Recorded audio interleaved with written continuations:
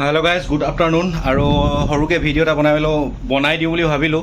এতিয়া আহিছোঁ মই খাবলৈ। আৰু বহুতে সুধি আছিলে যে মোক ভাত খোৱাৰ টাইম টেবুল কি, ব্ৰেকফাষ্ট খোৱাৰ টাইম টেবুল, মানে ব্ৰেকফাষ্ট, লাঞ্চ আৰু ডিনাৰ টাইম টেবুল কি, কেইটা বজাত খাবলৈ দিয়ে বুলি সুধি আছিলে। তো আপোনালোকক কওঁ যে কেতিয়াবা আমাৰ টাইম টেবুল নোহোৱা হৈ যায়।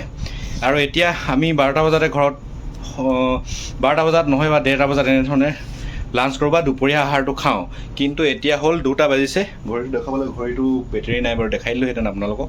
2টা বাজিছে, 2টা বজাত এতিয়া খাবলৈ আহিছোঁ।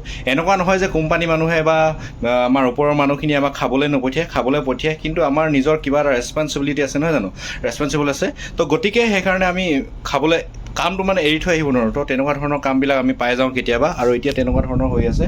আৰু আমি এনেকুৱা নহয় যে গোটেইখিনি একেলগতে ভাত খাবলৈ আহি দিওঁ।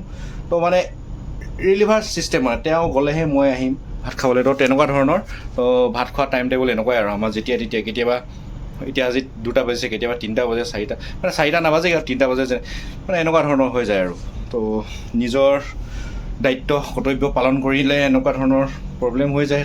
সেইটো মেনেজ কৰিব লাগিব আৰু যে সেইটোৱে কথা। ভাত খোৱা টাইম টেবুল আমাৰ এনেকুৱা ধৰণে আৰু ভিডিঅ'বিলাক চাই খুব ভাল লাগিছে। আৰু কমেণ্ট কৰি থাকিব এনেধৰণে। লগ পাম অন্য এটা ভিডিঅ'ত। এনেধৰণে শ্বৰ্ট ভিডিঅ' বনাম আৰু লং ভিডিঅ' বনাম বাৰু, চাই থাকিব।